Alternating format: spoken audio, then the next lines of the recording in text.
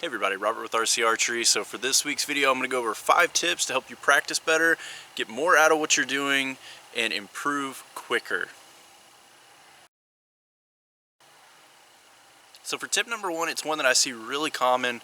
A lot of archers think they need to shoot 100 arrows a day. I hear that a lot. I've got to get 100 in today. I didn't get them in yesterday, but I need to do that today. They're fixated on a number. And if you're doing things correctly, that's okay to be fixated on the number, but what I find is that archers are just shooting to shoot 100 arrows. You need to focus what you're doing more on purposeful shooting. So making sure that you put 100% effort into every single shot mentally, physically, you're checking through what you need to with them, making sure that you're correcting what was wrong or focusing on the good. I would rather you have 50 perfect shots at 100% focus than 100 shots where only 50% of them are at 100% focus. Because on those shots where you're not actually trying to do well or looking to improve or really putting that effort in, all you're doing is reinforcing bad habits or even teaching yourself bad habits. So make sure that when you're shooting your arrows that each one of them need to be 100% in the zone, focused on what you're doing. For the majority of your days when you're shooting, at the end of that shooting session, you should really be more mentally tired than physically tired. So for my second tip, we're wanting to look at developing the patterns of misses that you have and then what we need to do to correct that. So as a human, we all have natural tendencies on what we're doing with our shot. I know me personally, I have a tendency that if my shot is going too long or if I get weak on my back end, that I will push my shot forward with my bow hand and I will miss left, normally high left, because I'm pushing and I swing my arm in that direction. That's something that I know that I'm aware of, that I focus on, and I know that my misses will generally be that direction. Everybody's going to have something like that that happens. So as we're shooting, we want to take note, and any patterns that develop or any misses that we continually have, we need to write that down or take a note of it so that we can go back and we can start taking each pattern and each miss and breaking them down one at a time and finding out what we're doing and correcting that. Working on those one at a time will take some of your misses and some of your weak spots and to make them some of your best spots. You guys, I want to take a quick break here in the video and just say thank you to this video sponsor, Archery Squad. So you see me wear their shirts, their jerseys, their apparel in the past, and beyond just being a quality product, they're actually a very good company just on their morals and values alone. I'm going to put a link here in this video. The owner of the company, Matt, was actually speaking with Lancaster Archery recently at a NASP shoot. That way you can get an idea of what they're doing, who he is, all that kind of stuff about the company. I'm going to put a link below in the description so you can get to their website. Make sure you use my code if you make a purchase, and that'll save you 20%. So for my next tip, I want to talk about using one arrow to shoot at a time. So it's really easy to get sloppy when we're shooting multiple groups over and over and over again. Even when you're really focusing on your shot and you're concentrating on making a good effort on each and every shot, you can start forgetting portions of your shot execution, portions of your shot routine, just little things, little details like that, and some of the intensity sometimes can go away. The other factor that I really find with myself is shooting over and over on groups and scoring really wears me out mentally. So sometimes I need a mental break too. So what I'll do is mix in a series of basically one arrow shoot-offs, or what I like to do is having a one arrow 3D shoot. So I've got a 3D target, and basically what I'll do is set it up and I'll shoot one arrow at it at just multiple random distances, pull that arrow, or just have multiple arrows in my quiver and go around and just walk around and just shoot. And really that makes me focus on that one arrow being really important, but it also takes away some of the mental stress that I get from looking at my normal targets and shooting at those. Another thing I'll do as well is when I am shooting good, when I'm not as mentally stressed out, is I will do one arrow shoot-offs. And that's going to be at my normal targets, normal distances, and I'll take one arrow and shoot that arrow to see what I'm going to get. Either looking at scores or closest to center, something like that. Because really it's putting pressure on myself, but it's also going to be making me really focus on shooting one really great shot. So really, to kind of carry over from our last tip, when you are shooting your arrows and you do have a really great shot, and it's really just one of those where, you know, you feel it and you know it when it happens, everything just clicked on that shot, it was perfect. You really need to stop and take a moment to reflect back on what happened. These are going to be the ones that when they do happen, if you can think about, okay, where was my shoulder position on my front shoulder? How steady was I? How did my shot execution feel? What fluid, movements did I have? Shot timing, anything that you can pick out on those. You really need to start looking back at them, focusing them, writing them down so you can help remember them later on and use those to build off of.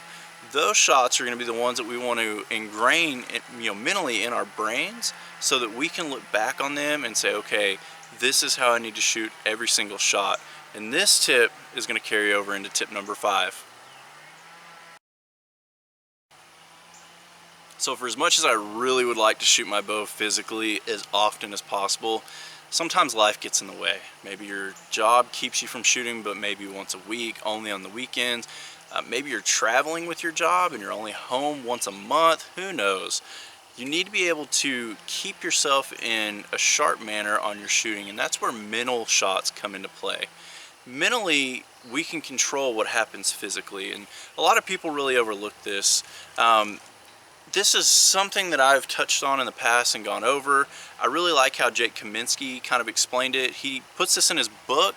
I'll put a link for that down in the description below. If you haven't seen the book, if you haven't looked at it, it's awesome, especially if you're very serious about your shooting.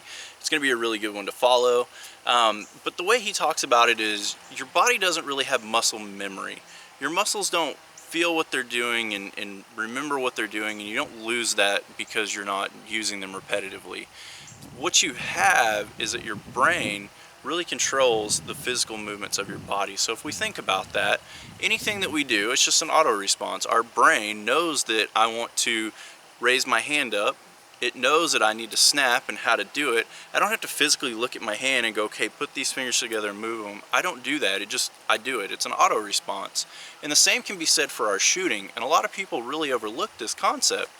When you practice your mental shots, we're going to go back to what we said in tip number 4.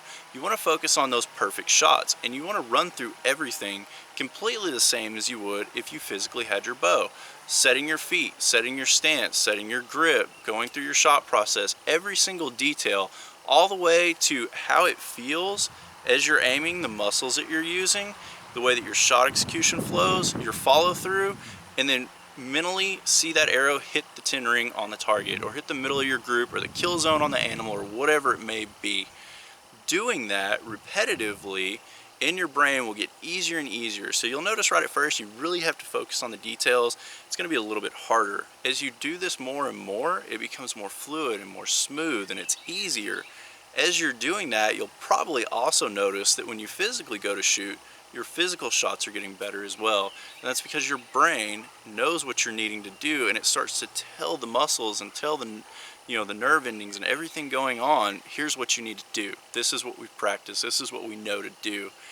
Being able to have this in your repertoire is really, really important. I can't stress that enough. It's boring because we're not physically shooting, so it's hard to really get into the groove of doing it.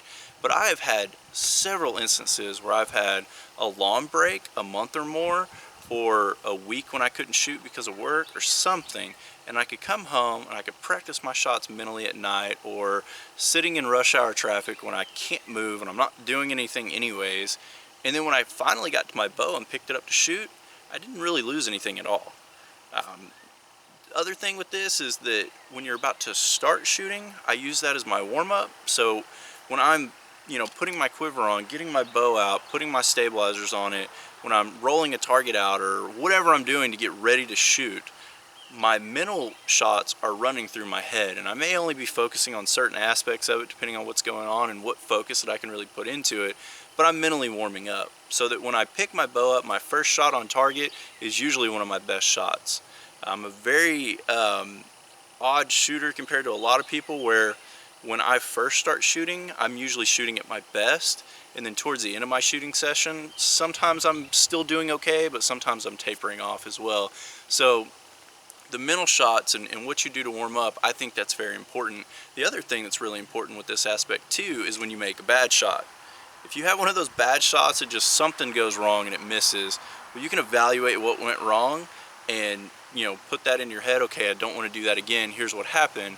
But immediately after that, run through your shot mentally and reinforce in your brain that you can make a good shot and this is what it is. And then on your next shot, you'll find a lot of times it's easier and it will be another good shot. So beyond just the tips that we have in this video, there's also a lot of drills that you can do too that really go along with them that helps, you know, blend everything together and really make an impression on your shooting. If you haven't already seen it, my Archery Vision episode 1, I'm going to put a link here in the video from last week's episode. There's a giveaway information in it, and it's basically just a multi-segmented video so you can see multiple different tips of different ranges in each video. This Thursday in episode 2, I'm actually going to use the shooting tip segment of that video to go over one of these drills and show you how it would need to work and really help you tie some things together. Appreciate y'all watching this video today. I'll see you soon.